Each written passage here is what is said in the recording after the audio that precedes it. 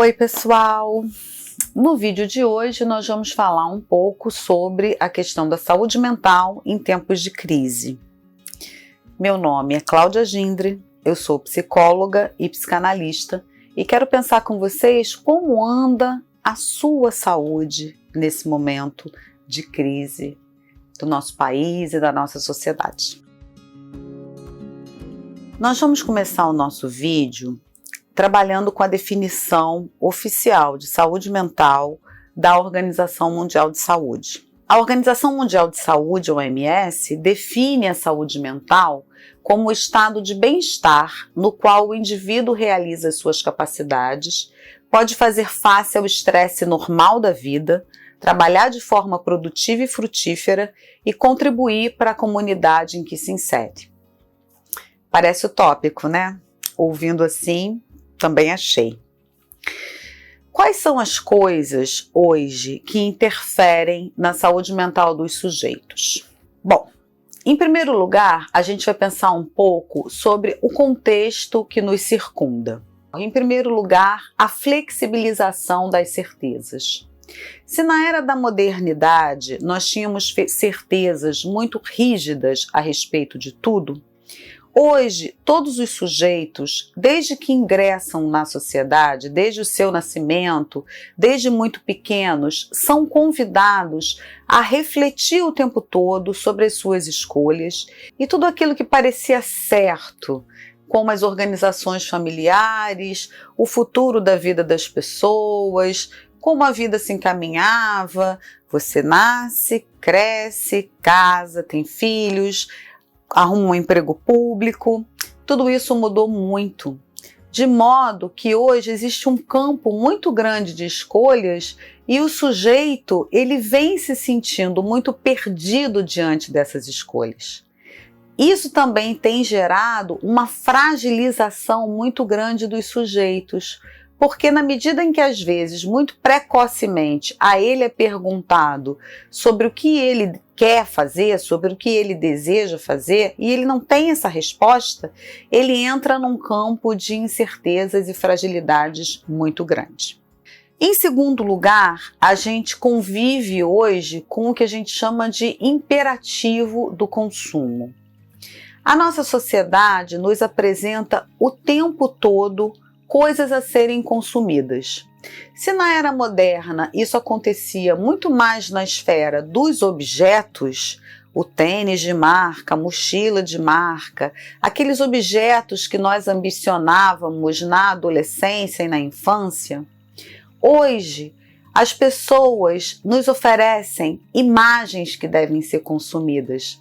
Então eu devo me parecer com um biotipo assim, eu devo atender aos padrões de estética, de comportamento, até de felicidade, que são propagados através das mídias, através das redes sociais e que levam a uma opressão muito grande e uma cobrança interna o tempo todo em cada um dos sujeitos da nossa sociedade.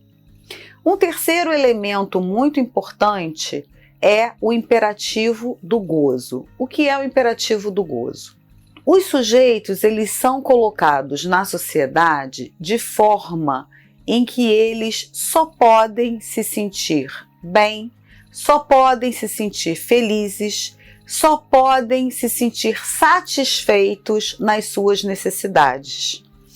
Hoje é muito mais difícil adiar a satisfação para momentos posteriores, e eu adoro dar o exemplo das cartas e dos e-mails, a diferença entre as cartas e os e-mails.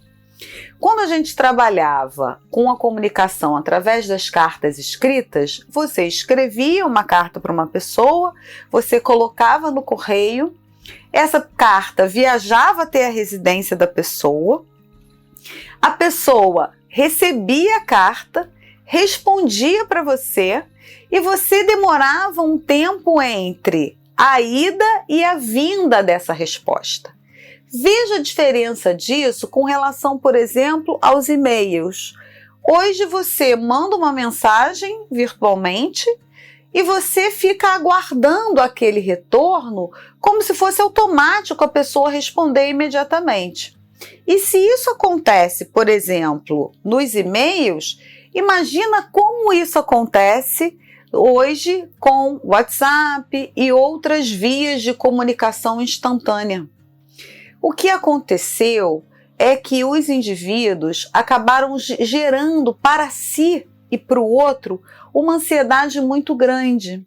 Então, os jovens, por exemplo, eles enviam uma mensagem, eles demoram alguns segundos para observar se o outro visualizou a sua mensagem, e essa expectativa fez com que o tempo de espera de cada um tenha se encurtado muito. E, por outro lado, lidar com as frustrações foi se tornando uma coisa muito mais difícil, foi se tornando um desafio quase que visceral. Lidar com as frustrações, lidar com o tempo de espera é um sofrimento enorme para toda uma geração que se constituiu com essas novas tecnologias. Junto com isso, a gente tem a questão do imperativo da performance. O que é isso? Todos os sujeitos, eles têm que estar super em dia com os conhecimentos, com as tecnologias, eles têm que estar bem na foto, eles têm que aparecer felizes, eles têm que parecer satisfeitos, e eles têm que ter resultados muito positivos e muito satisfatórios com relação a tudo. Acontece que na vida da gente, na vida de todo mundo, no dia a dia do homem comum, não é assim que acontece, gente. Nem todo dia é dia de festa, nem todo dia é dia de sucesso.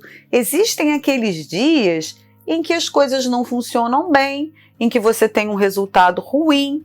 Só que isso hoje tem sido visto, especialmente pelos jovens, como um sentimento de fracasso absoluto.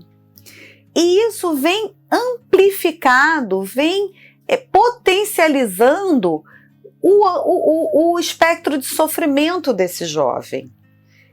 Então, sem a menor dúvida, esse é um fator que contribui muito para os problemas de saúde mental da atualidade. Associada às duas questões anteriores está a questão do excesso e da velocidade. Excesso de informações e velocidade de informações. Hoje o sujeito é praticamente refém de estar o tempo todo se atualizando, não só sobre temas que são do seu interesse e de relevância para si próprio, como sobre a vida dos famosos, quem casou com quem se separou de quem, e isso numa velocidade estonteante. Vocês conseguem imaginar a quantidade de pressão que uma pessoa sofre quando ela se vê obrigada, se sente obrigada a dominar todos esses assuntos que aparecem de forma muito rapidamente e instantaneamente e que no seguinte segundo já não tem tanta importância? Isso tem sido de um sofrimento e de um desgaste abissais. Para mais vídeos como esse, se inscrevam no nosso canal, deixe o seu joinha, e eu aguardo vocês em outras oportunidades.